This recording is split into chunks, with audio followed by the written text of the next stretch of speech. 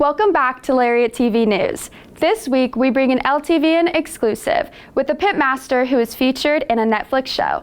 I'm Savannah Ford. And I'm Charlie Cole. First, we have important information on the government shutdown. The federal government has entered a partial shutdown, leaving thousands of workers furloughed and raising concerns about the economic fallout. On October 1st, the federal government officially entered a shutdown after Republican and Democratic lawmakers were unable to pass a funding bill. Major services, including national security, public safety, medical care, law enforcement, and air traffic control, will continue to operate. However, the shutdown will primarily affect national parks and museums, which will be closed. Additionally, Federal Housing Administration loans and tax services, such as those provided by the IRS, will experience delays. Thousands of federal workers are either being discharged or are working without pay. It is estimated that the White House could lose $15 billion in GDP per week if the shutdown persists. Lawmakers are currently debating spending levels, but there is no clear timeline for when a resolution might be reached. What started as a trailer in Houston became a well-known local barbecue spot near Waco. LTVN's Marin Small has the story. Victorian Barbecue is located 15 minutes outside of Waco in Mark, Texas.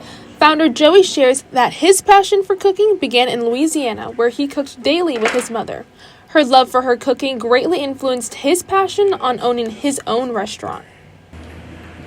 I've always wanted my own restaurant since I started doing barbecue. That was the whole reason also for starting barbecue.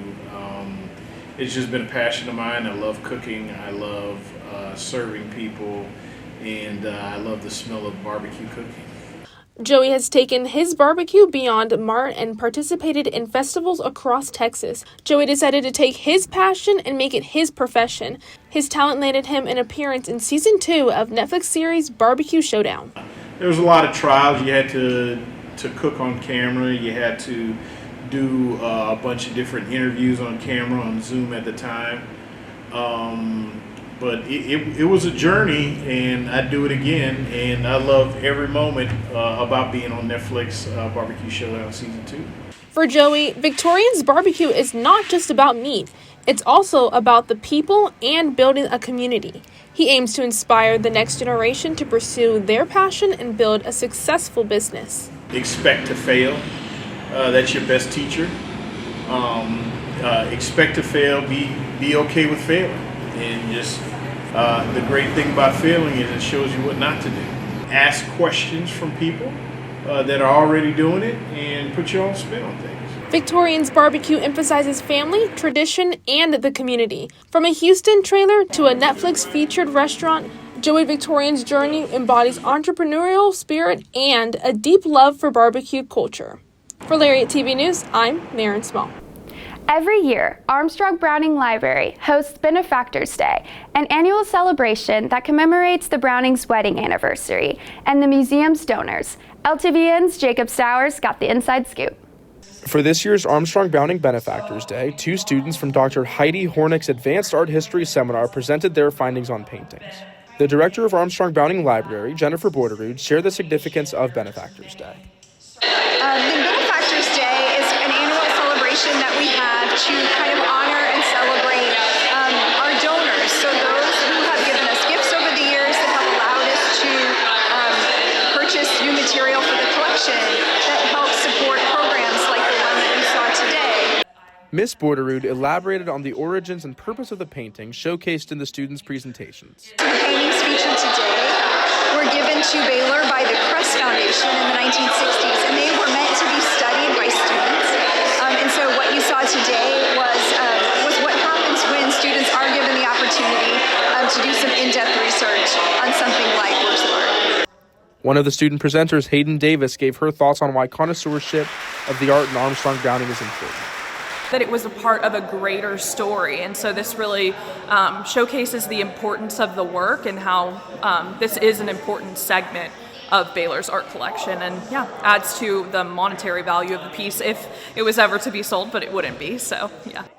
The seminar was followed by a reception in Cox Hall with the student researchers and faculty. For Lariat TV News, I'm Jacob Stowers. Spikeball is a mainstay on college campuses nationwide, and students say it's become more than just a game. The Spikeball Club offers students a fun way to stay active, test their competitive spirit, and meet new people. Whether you're a seasoned player or just picking up the game for the first time, the club welcomes all skill levels. Members say the sport creates a close-knit community, one that combines athletics, friendship, and school spirit in a way that few other campus activities can. Early on in my freshman year, it's been super good for getting to know more people. It's just a great community of people where we'll have team dinners and hang out and get to know each other. So it's more than just hanging out and playing spike ball. We also get to know each other on a personal level. So that's been super good. 2 Greek life chapters teamed up to bring awareness to domestic violence this week.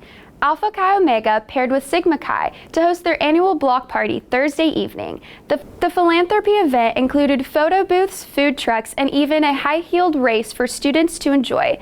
Their focus was to support victims of domestic violence in the local area. This is our biggest philanthropy event, and so last year at the FAC we were able to give over $30,000 to the local family abuse center, which goes so far, and they are greatly appreciative to it. And then that partnered with being able to do hands-on service throughout this semester is I think it's just an awesome combo. The annual Walk Out of the Darkness took place Saturday. The walk supports the American Foundation for Suicide Prevention. This event aims to bring hope to those who have been affected by suicide. Kendall Rickett has more. For the 12th year, the Waco Out of Darkness Suicide Prevention Walk took place Saturday night. The walk aims to raise awareness on suicide and depression and raise money to provide safe outlets for survivors of suicide. We're one in over 400 in all 50 states. When I walked in Austin, I was so impacted by it that I drug my family to Dallas. I turned around and my brother was like, "Sis, we got to do this in Waco." And I was already leaps and bounds ahead of him and had already applied. So we didn't have anything here in Waco. I brought the Out of the Darkness walk here, but it took the volunteers and the walkers to put us on the map, because without them, we wouldn't be here today.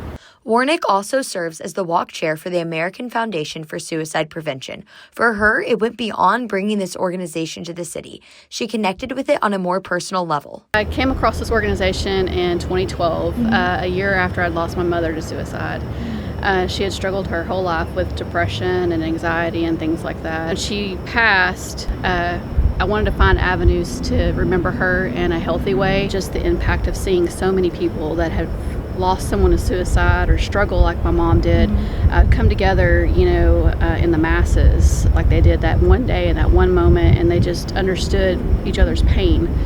Warnick hopes that the walk and mental health organizations serve as valuable tools for people that may need them. This community, the mental health community itself, is very open. I will say this year was the first year we've had, hands down, the best volunteers ever, and that's what made it possible. This year's walk included over 850 participants who joined the cause, raising over $26,000 toward suicide prevention resources in Waco. For Lariat TV News, I'm Kendall Rickett. Students gathered at Fountain Mall Tuesday to learn about a German tradition. Charlie Cole brings you more details. German Club hosted their 3rd annual Oktoberfest celebration Tuesday night at Fountain Mall. The event is based on the 16-day-long German festival, and German-born Baylor staff member Cindy Jones is a big fan. We celebrate Oktoberfest annually now here, at Fountain Mall. It's a really great time of the year because it's not super hot, it's not too cold yet, and it's just a great way to bring everybody together and celebrate, some German heritage.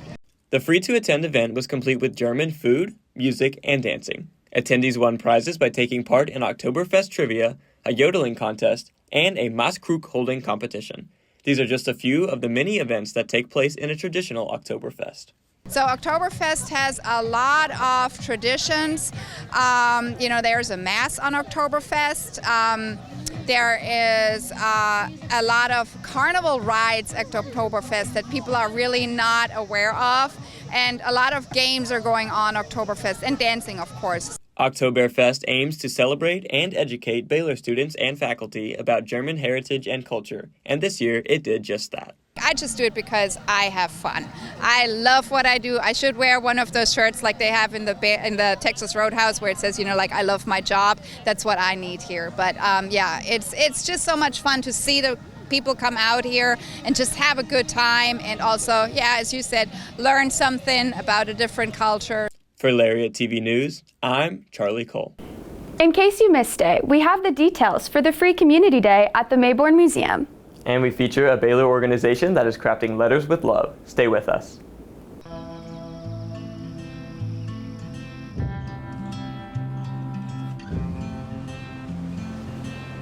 Blessed are the catalysts, sparking invention from the unknown. Strong are the generous, taking up the call to serve the world. Needed are the peacemakers, seeking common ground for the common good. But don't worry, you can still be fierce on game days. The work you do is faith in action, fueled by the light burning inside you. The world needs who you were made to be.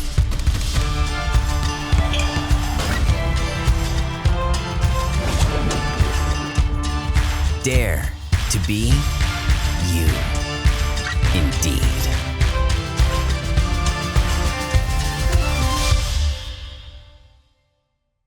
Baylor Health Department partnered with Carter Blood Care Tuesday to take over Dr. Pepper Hour. This partnership allowed them to have more blood donations than previous years.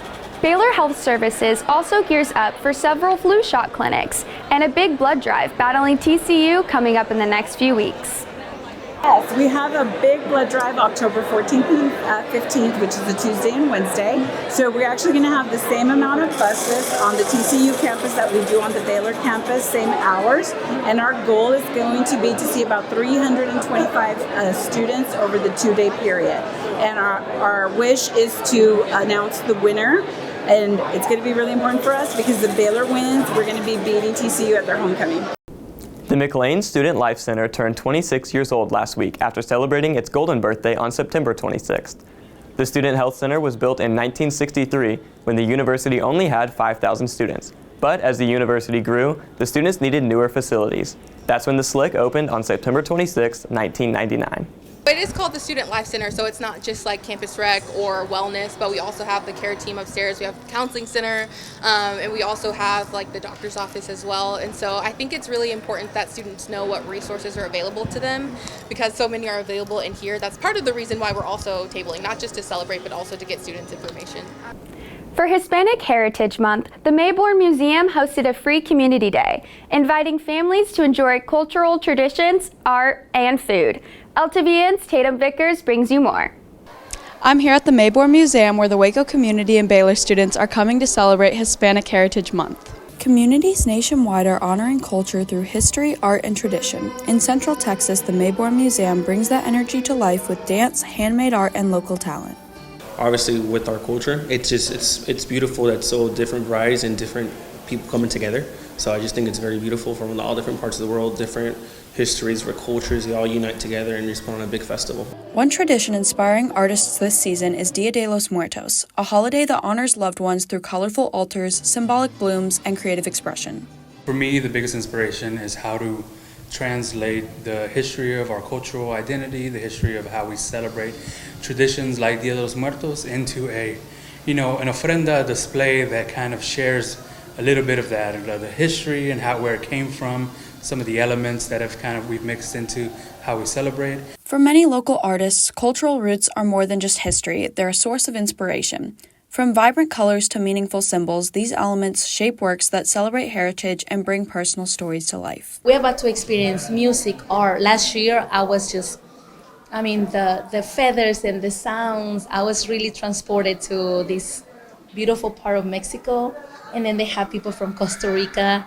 And I'm like, oh my God. So what you have to expect, and this happens every year. So if you didn't make it this year, make sure you come back.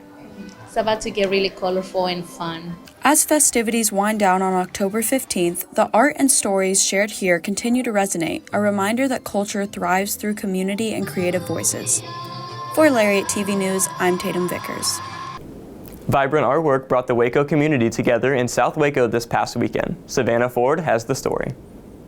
I'm here at the South Waco Community Center, where a mural transformed the space into a celebration for Hispanic culture and community pride. The mural, painted by Jesus Rivera, took over 1,000 hours to complete. It features images of Hispanic leaders who helped shape Texas history. So murals like this are really important because they pull together disparate parts of identity, different parts of history, and help to create one cohesive narrative.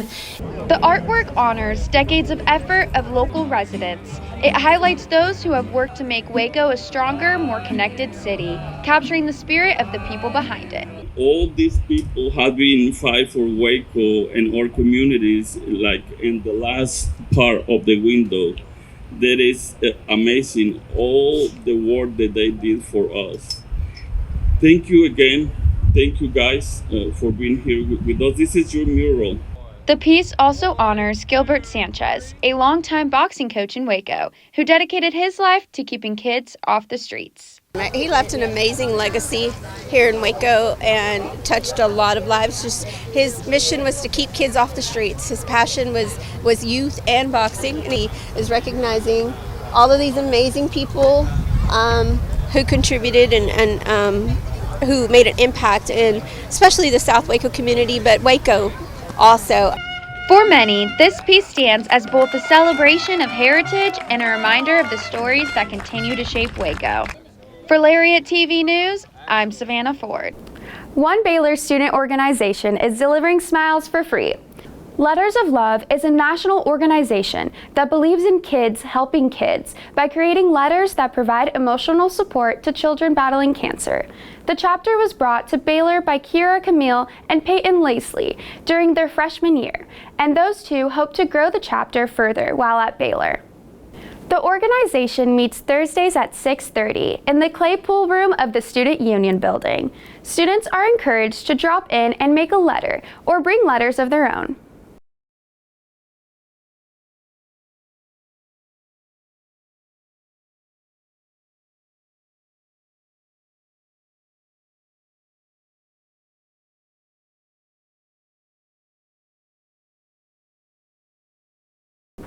Baylor's theater department put the spotlight on rising playwrights this past weekend with its first new play initiative. LTVN's Marissa Muniz has all the details.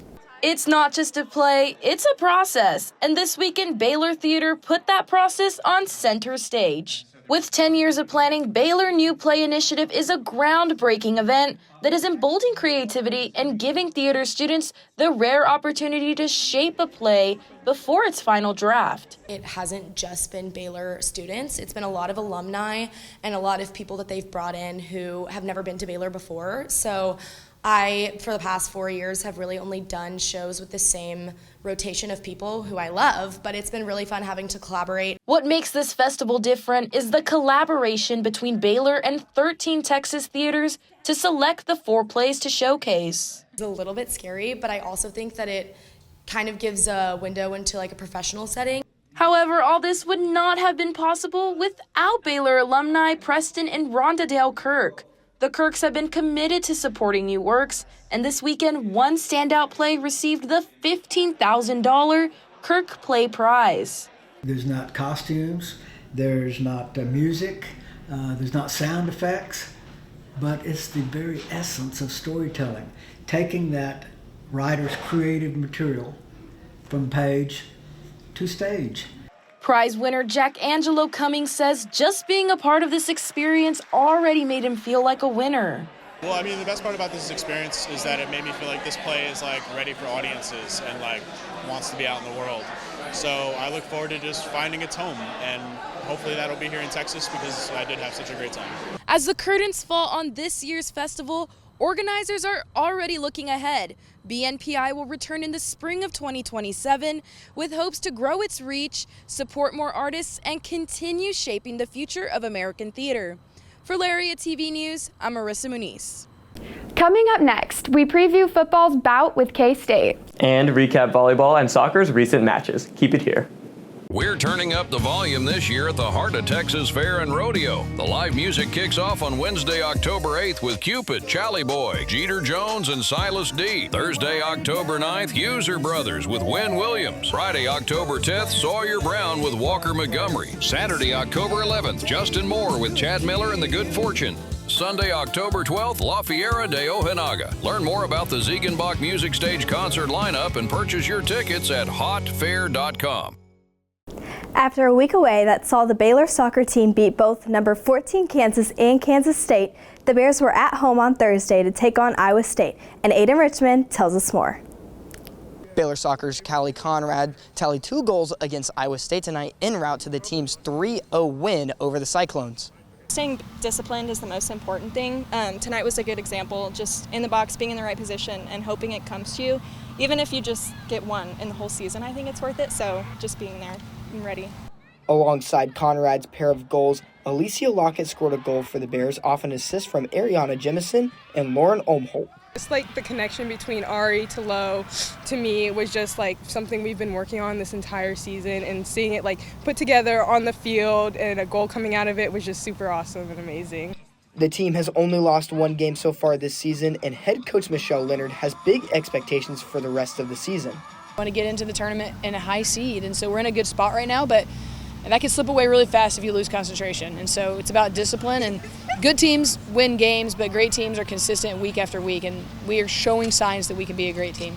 The Bears will face off against the Colorado Buffaloes at home on Sunday at 1 p.m. You can watch the game on ESPN+. For Lariat TV News, I'm Aiden Richmond. Baylor football will return to McLean Stadium Saturday to host Kansas State. The Bears are coming off a 45-27 win against Oklahoma State.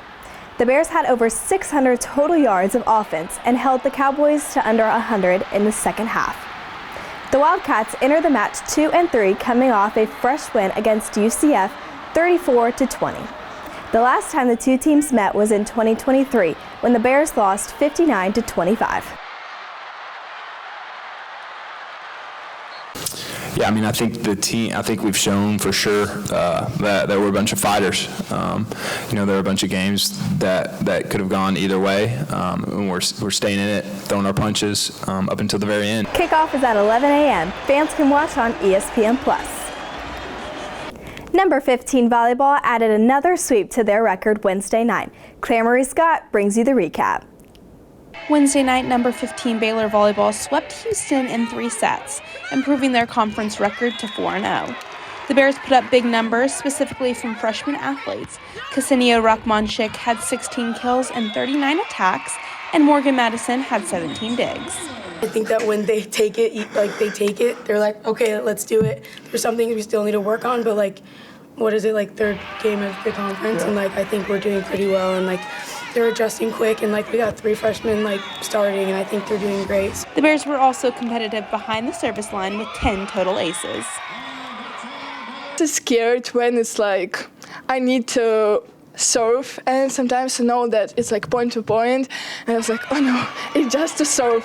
But when I feel that it's I can do mistake, I serve more confidence. So yeah. As Baylor gears up to host number 18 Kansas Friday, Coach McGuire is hoping this win fuels the team. Winning's hard, winning's so hard at any sport, any level, and definitely the Big 12 with it. So, I think it hopefully gives us a step in the right direction for the next match. Rachmanchik has very specific goals in mind for the team and has high hopes for conference play. I have only one goal, to win this conference and American Championship. So for sure, I'm excited, and I think we have to win. For Lariat TV News, I'm Claire Marie Scott.